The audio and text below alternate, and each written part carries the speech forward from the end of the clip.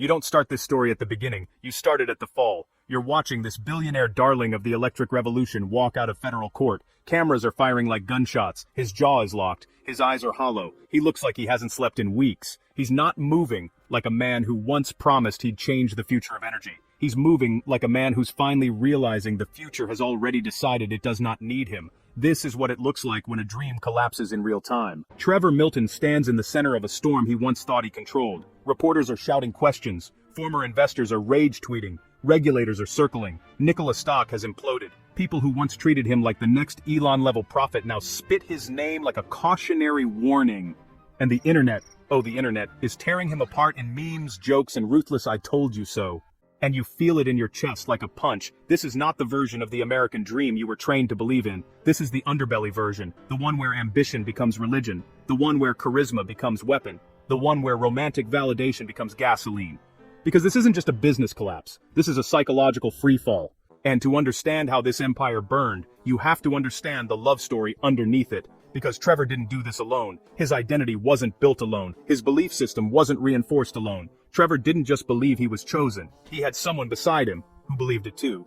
Chelsea.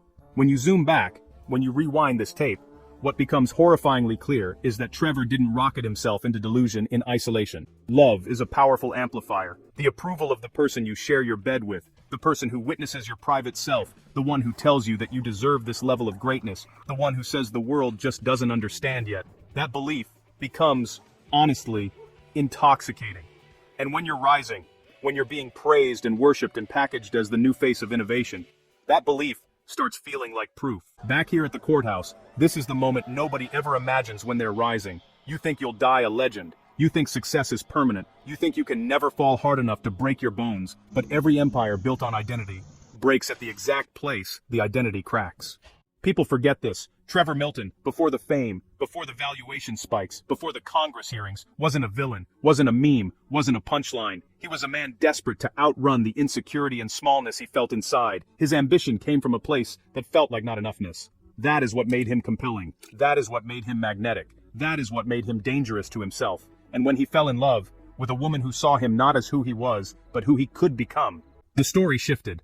Because when someone loves you like you're already a legend, you start believing you have no choice but to become one. So, now rewind with me.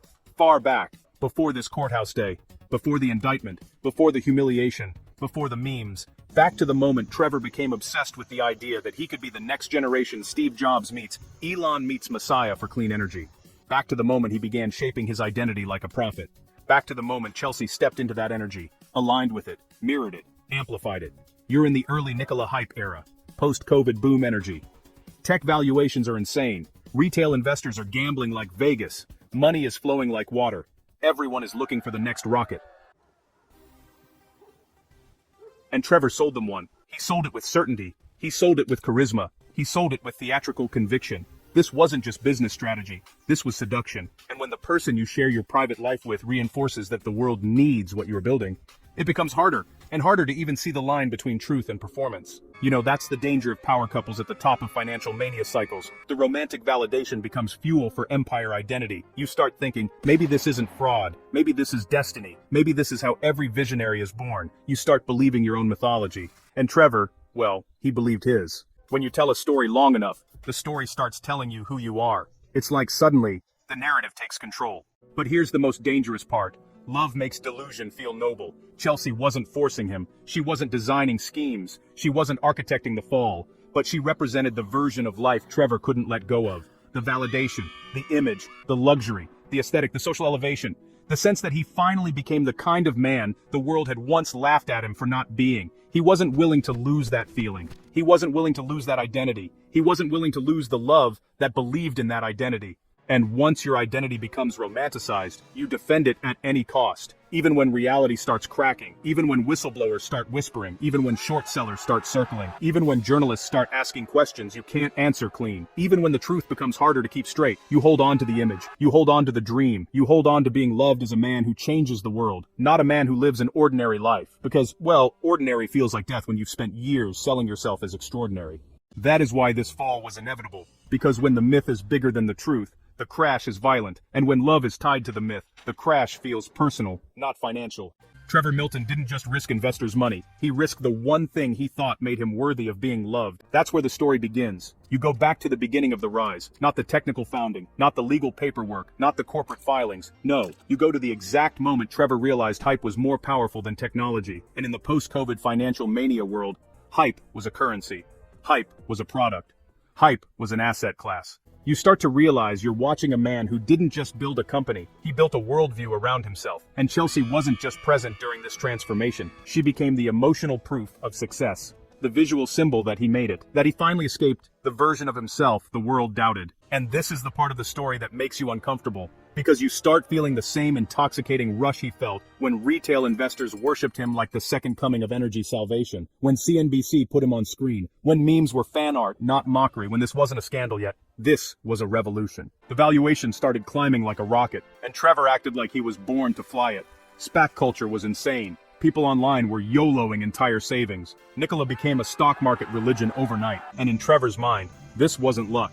This was destiny finally catching up to him. He was winning. For the first time, the world finally treated him like the genius he always believed he could be. And you see Chelsea beside him, not as mastermind, not as puppeteer, but as reinforcement, as validation, as the emotional mirror telling him, yes, this is real. Yes, you are that man. Yes, the world is finally recognizing what I always saw in you. This is the part where love becomes fuel. You see the private jets, the luxury ranches, the social elevation, the curated image of the billionaire couple that won life. Because love isn't just emotional, it's performative too. You start doing love with the world watching. You start proving you deserve love through status.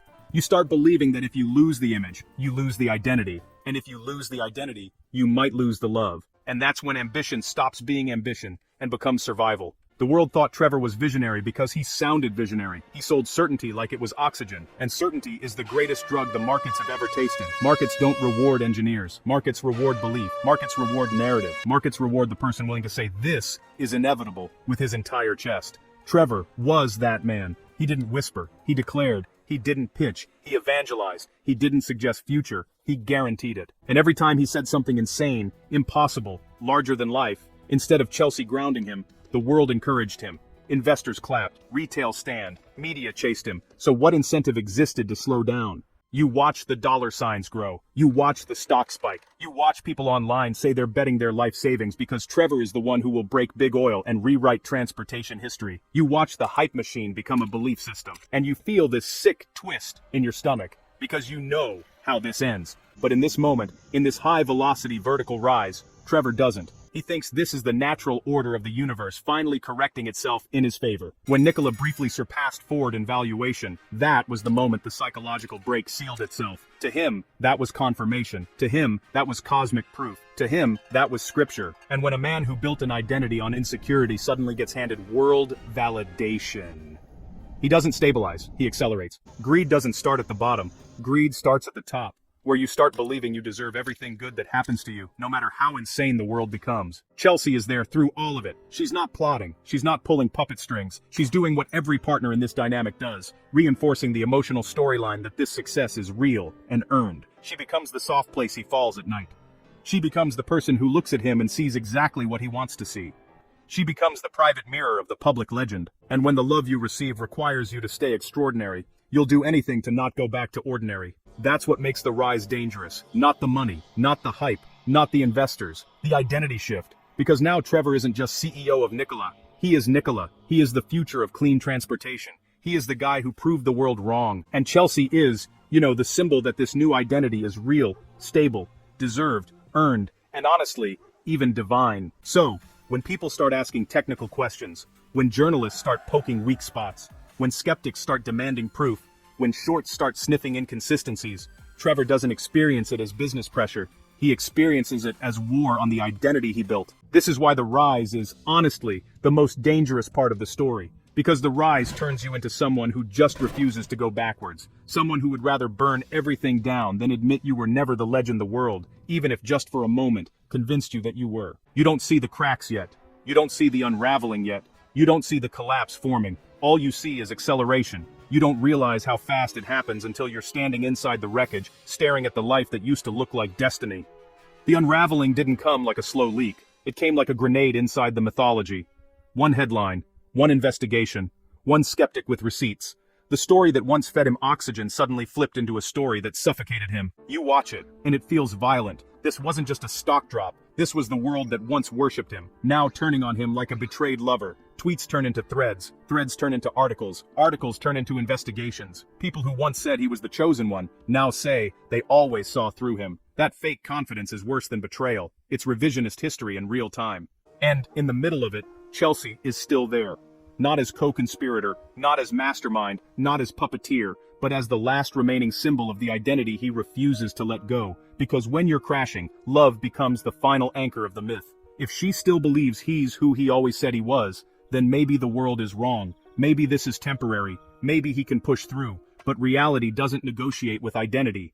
When Trevor is charged, this is the moment that shatters the fantasy mirror completely. The United States justice system is not retail investors on Reddit. The government does not care about your charisma. The courts do not care about your origin story, your underdog who proved them wrong speech, your narrative architecture, your emotional wounds, or your legend building. You cannot romantic monologue your way out of federal charges. If the rise was the drug, the collapse is the withdrawal. You see him walk into federal court, and he is not the same man you saw on CNBC telling the world Nikola would redefine energy forever. You see a man who looks smaller again, not physically, spiritually, like the world sucked the divine destiny out of him and now he's just a guy again. And that's the hardest part for someone whose identity fused with the empire they built. When he is convicted, that is when the dream goes silent. He is sentenced, and the narrative dies in public, in front of millions, on camera, archived forever. And this part is the part nobody likes talking about when it comes to empire collapses. Nobody prepares you for the emotional aftermath. Nobody prepares you for what happens when the myth collapses but the person still exists. Nobody prepares you for what happens when someone goes from the center of a valuation hurricane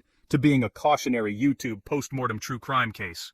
You start asking yourself, where does love go after the collapse? What does romantic validation do when it has nothing left to validate? When the world no longer echoes that identity? Can one person still hold it up alone? Should they? Is that loyalty or delusion? This is the ugly moral truth of money plus love plus power stories. It's never the money loss that destroys someone. It's the identity loss. Because at the top, money isn't money. Money is evidence of worth. Money equals, I was right about myself. So when the bottom falls out, it's not wealth that collapses.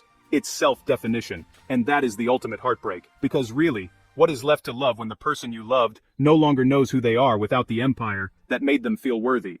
And that's why this story matters in 2025. Not because of the technology, not because of the trucks, not because of the markets, but because you see what happens when ambition stops being a desire and becomes a personality. Trevor Milton isn't the only one. There are hundreds of other founders right now selling futures they have not built yet. There are couples right now where love is tied to image and identity and lifestyle. There are investors right now mistaking charisma for character.